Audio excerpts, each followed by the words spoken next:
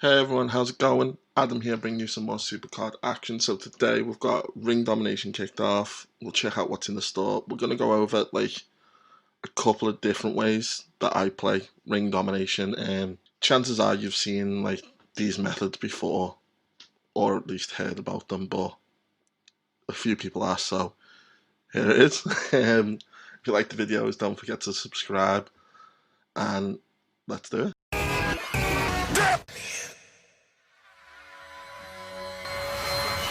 Right, so in the store we have the charging up packs are back.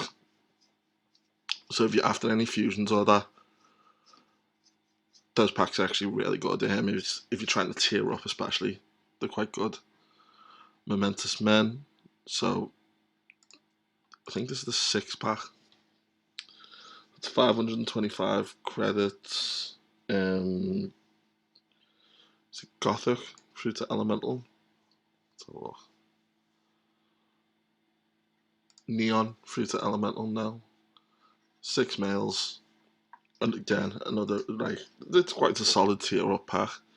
And then we've got milk and cereal back in the store. We are down to like the final, I think it's the final like 20 odd hours or something. Final 24 hours at least. Of the fusion event. So these are the kind of times where you kind of think, oh, for me final fusion, to get one in for the last minute, you might buy some of these. But yeah, that's the store. So Ring Domination. The undercards on the heroic side are actually Kairi Sane, WrestleMania 36, and Elemental Bailey. So as you can see, Shayna Baszler, we've got a few shards in, but it's not great. but Ring Domination kind of goes this way for us. I always end up only getting the shard on like the final pick. It's just so annoying. This is probably my least favourite event mode. If I had to rank them, it'd be like Giants Unleashed at the top. Clash and LMS, I love. They'll be like joint kind of second and third. And then it'll be Road to Glory and then Ring Domination. So I play this one of two ways. I guess the second way is more free player friendly, as it normally results in more perfect games. So I'll go over the second way first, the more free player friendly way. So that's, you start off by putting your weakest card on the board to attract attacks, and then you just basically set the pieces and attack as much as possible in order to take over the entire board. The first way that I'm going to show you, right, is start off strongest piece, bang in the middle. They shouldn't attack this, or they do anyway, but they're going to lose.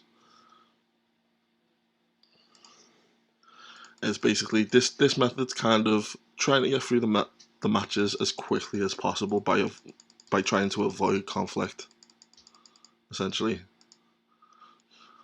Sometimes they'll attack, sometimes they won't. But that, and then they'll throw me Bray Wyatt down. And Bray Wyatt down. They shouldn't attack. Never mind. But basically, the whole point of this method is to just try and place the pieces, and you're just avoiding fights to get through it as quickly as possible. Sometimes you can get through the entire thing and no battles have occurred, and the round takes, the actual match itself takes seconds to complete. Sometimes the AI just wants to attack you, basically. A lot of people are probably going to comment about sandbagging. I'm against it fully. Like, I don't like the idea of sandbagging your deck. I'm currently using an Elemental Plus Plus deck. If I sandbag, then that means that someone who's just Elemental tier, who only has the cards to battle at normal Elemental, will face my deck as an opponent. They won't be able to beat it. It'll overpower them. So in order for them to like avoid that, they'll then sandbag their deck, and it's kind of like a spiral. It's a waterfall effect where it gets to the very bottom, and the lower tier players who can't then sandbag the deck to face a weaker opponent get absolutely screwed.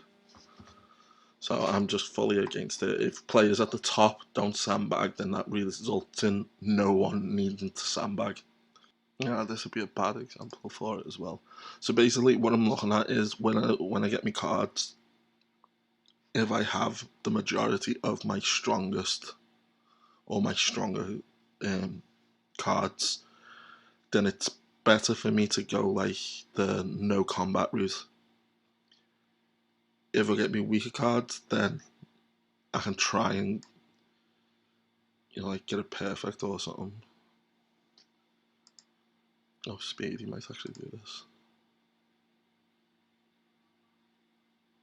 Uh, right. As long as it's not just speed,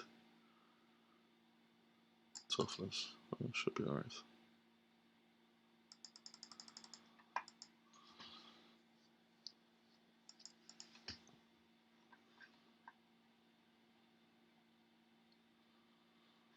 If he goes to the top, then I'm gonna lose the middle.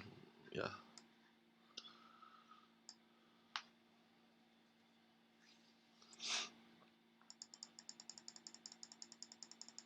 Oh, now he procs. But that's fine. We still win.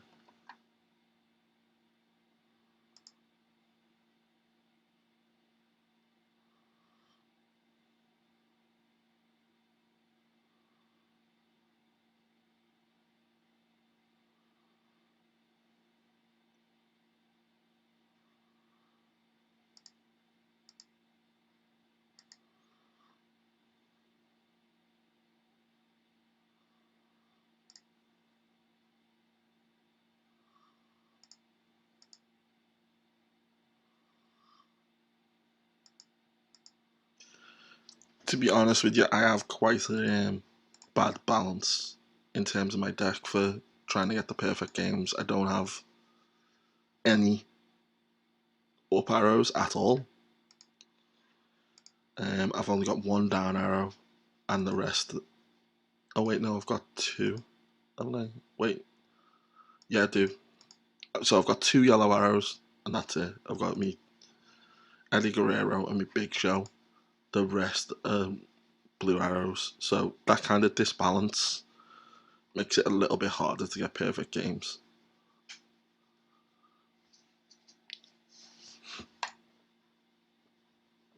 But we'll see what kind of hand I get next. If I get a weak hand, I'll be able to show you a different way of how I play it. I don't know why I did that. They're not gonna they're not gonna attack me, so it's not like I'm gonna get. He might attack actually, but it's likely it's gonna be 8-1 unless I get really lucky now. No. So while I don't agree with sandbagging, one thing you could do is create the balance in your deck. If you've got a balanced deck, then it'll be so much easier for you. So take out your event cards, and if you had it just so that it was all elemental pros, it creates a much more balanced play for you. Right, here we go. This has got quite a few of my weaker cards in it. So what I'm going to do is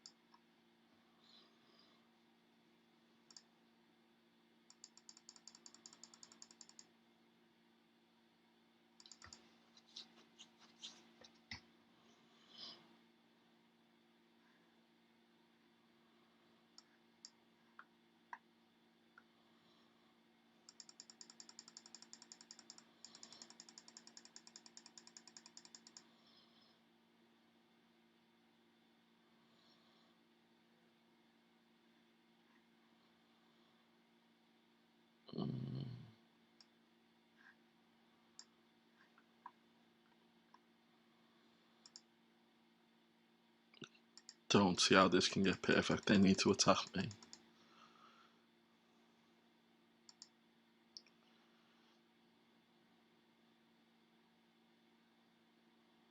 Oh, didn't work.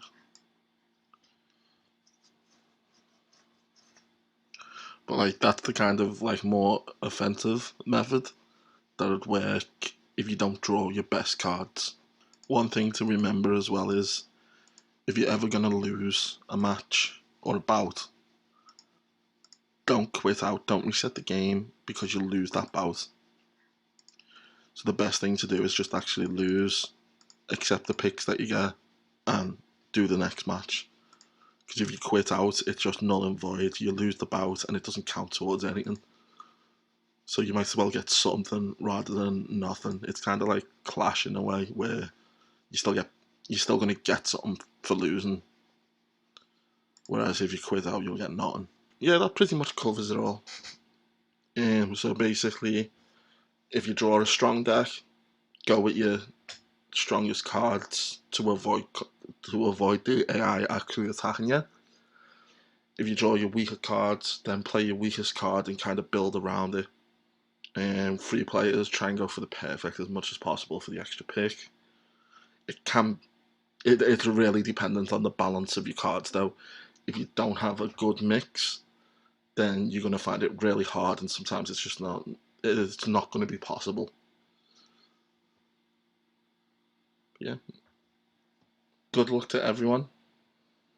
I hope everyone gets the card that they want. It's the final event of Elemental.